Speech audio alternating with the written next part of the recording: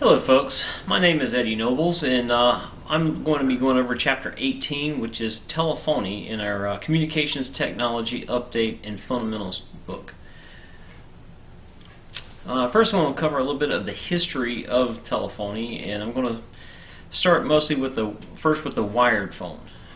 As you know from our history books that Alexander Graham Bell invented the telephone in 1876. It's kind of disputed a little, and it's hopefully been settled by most people, but he is credited with giving the first phone.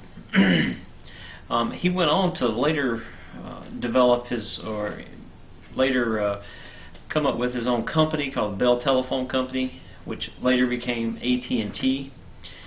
It was basically a government-regulated monopoly for most of the 20th century. The company grew and was able to basically go across our nation and put phone lines down to every town, every city, and reached into even around the world to spread telephone usage. Their famed Bell Labs are major achievements in the areas of transistors, solar cells, data networking, satellites, the Unix operating system, C programming language, DTMF. All these things are major players in communications that we use every day today, and without Bell Labs they probably would not have been invented, or at least not when they were. In 1982, AT&T's monopoly was finally broken, and they were broken up into smaller companies. Some of them today have been reformed into regional networks, but not to get too deep into the AT&T history, the company did make a major imprint on what telephone service is around the world. In fact, even to this day, their Circuit Switch 7 network, which is how the phones are actually switched internally in the networks, is or known as the SS7 network, is used around the world, and that's all out of AT&T. Some historical stuff that happened with cell phones. Well, AT&T again, they were the first ones to develop the cell phone back in 1947. It was a concept. It really wasn't tried, but they started shortly after World War II with it. It wasn't until Motorola got involved with it and started really making a difference. And in 1973, they made the first phone call. Of course, the first people they called was AT&T. Motorola became a major player in the development of all the cell phone technology that we see today. Basically from the cell phone towers, the radios that operate them, as well as the handsets that we used. The first cell phones were analog, and because of that they took up a lot of bandwidth on the networks, and it made it kind of where you couldn't get very many cell phones in a given network. So it made it very cost prohibitive for most people to own a cell phone in the early days. In fact, the handsets themselves would cost $3,000 to $4,000. So consider that even today, $3,000 or $4,000 would be, cost prohibitive for most people. So that's kind of the first generation cell phones. They were analog, they were bulky, they were large. In the 1990s, cell phones kind of took a little turn for the better, and they went digital. By going digital, what that did for them was allow them to have more phones in the same amount of radio wave space that they're used before. In fact, it was by a factor of about 8 for most systems. In Europe, there was a push to have a standard that all of Europe would be on, and it was called GSM. It was basically a time domain multiple access system. In the US, we also had our own TDMA system as well. They weren't compatible. We also had competing systems that were CDMA, which is code division multiple access. There were several others that also kind of came and went. One of them being IDEN. If you ever used a Nextel push-to-talk phone, those were IDEN. So that's another technology that has since faded away. The second generation phone was also the first to give us the capability of data. So by having data, you could do text messages and some rudimentary photo transmissions. The data rate in the early second generation cell phones were like 14.4 kilobytes per second, which is pretty slow. Later on, we got into the third generation digital cell phones. That's really when you got into the 90s technology. By that point, Europe had pretty much changed their standard to what's called the UMTS standard, Universal Mobile Telephone Signal or Structure. What they did over there is by having all the systems, all the different countries there under one standard, they were able to rapidly change into a higher speed data. Over in the U.S., we were still struggling with it, but we actually tagged onto the European standard for some of our carriers, like AT&T, T-Mobile. All these were used the UMTS standard.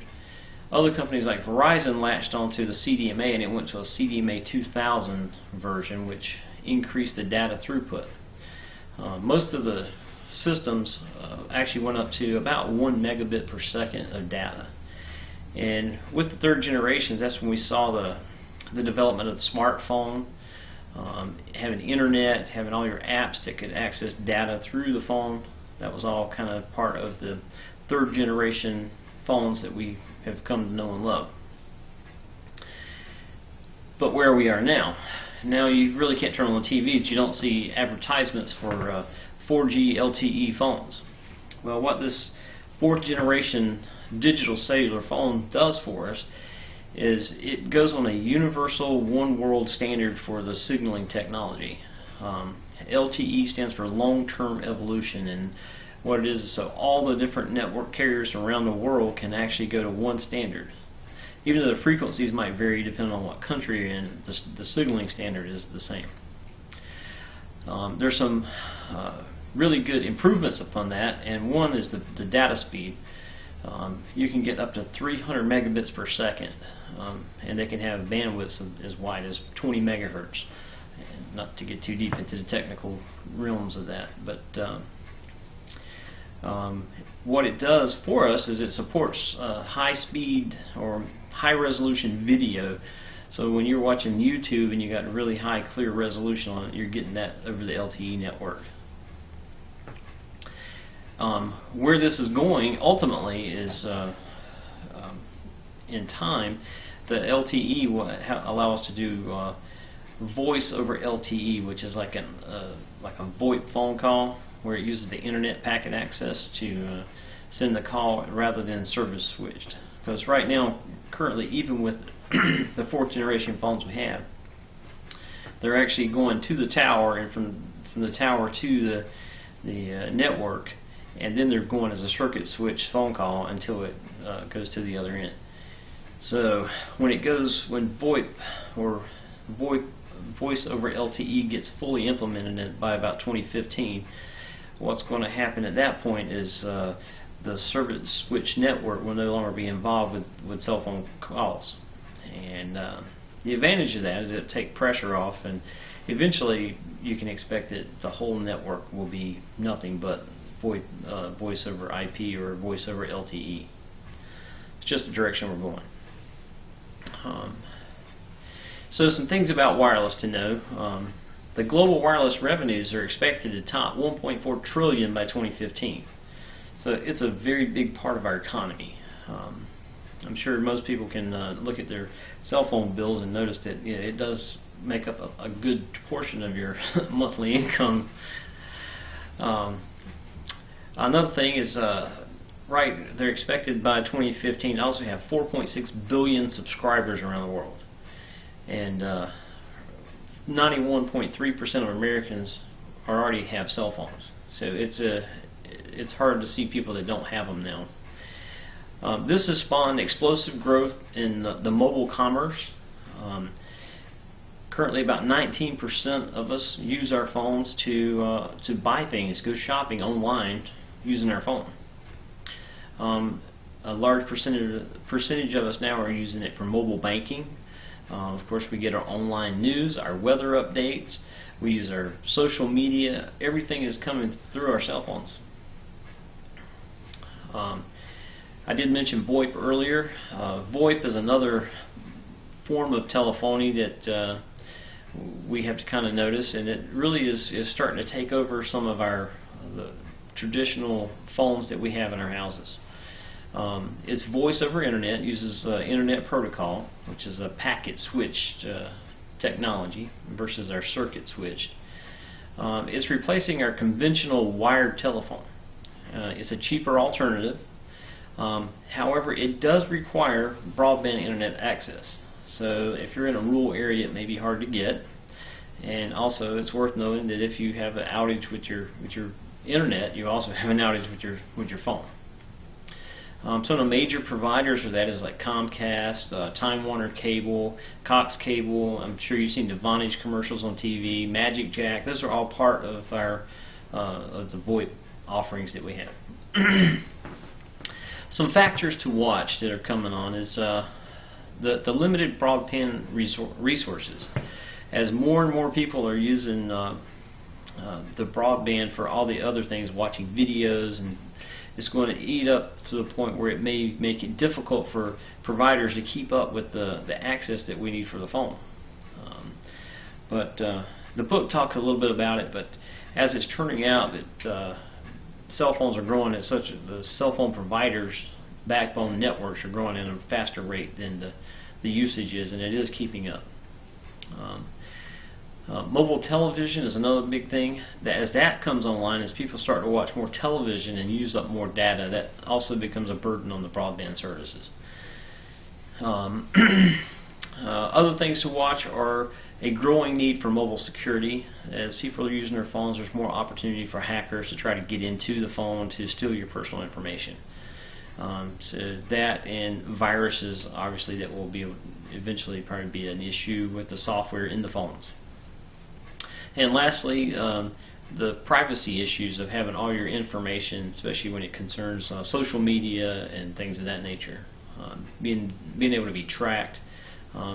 Services like Google or something, it really have to be watched over time to see where this is going. So that kind of concludes what I had to say about this telephony. My proposed question I'm going to put to you is, what factors should parents consider when deciding to give their children cell phones? I'll let you talk about that, and thanks for watching my video.